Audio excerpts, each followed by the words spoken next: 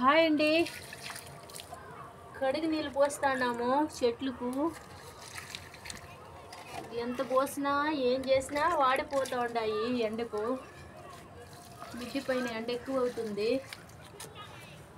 కడిగిన నీళ్ళు ఏదేదో కలిపి కూరాకులు కడిగిన నీళ్ళు ఎన్నో పోస్తూ ఉండము. ఆడికి కూడా ఎండిపోతూ ఉన్నాయి. ఆకులంతా డ్యామేజ్ అయిపోతున్నాయి.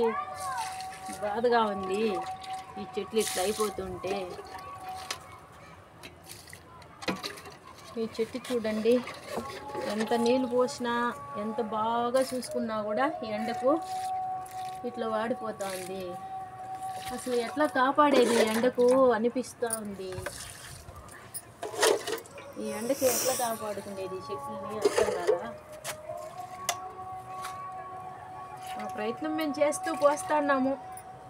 దేవుని దయ దానిపైన. అన్నీ వాడిపోతూ ఉన్నాయి. ఎన్ని కాయలు ఉన్నాయో చూడండి. ఈ చెట్టు ఎట్లా వాడిపోయిందో చూడండి. బాగా నీళ్ళు పోస్తాము, రోజు తెల్లారి సాయంత్రం పోస్తాము, కానీ వాడిపోతూ ఉన్నాయి. పింజులు చెట్టు నిండా పింజులు ఉన్నాయి. చెట్టు వాడిపోతూ ఉంది, ఎండకు వాడిపోతూ ఉంది. ఎంత నీళ్ళు పోసినా వాడిపోతూ ఉంది. ఈ మిద్ది పైన ఎండ ఎక్కువ అవుతుంది.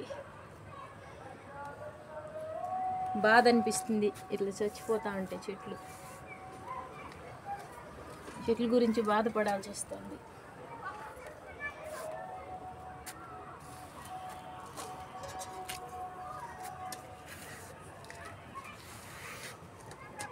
ఎంత నీళ్ళు పోసినా ఇట్లా ఆకులంతా ఒక రకంగా ఎండకు ఇలా అయిపోతూ ఉన్నాయి. ఎండకి ఇట్లా సుండ్రకపోతూ ఉన్నాయి.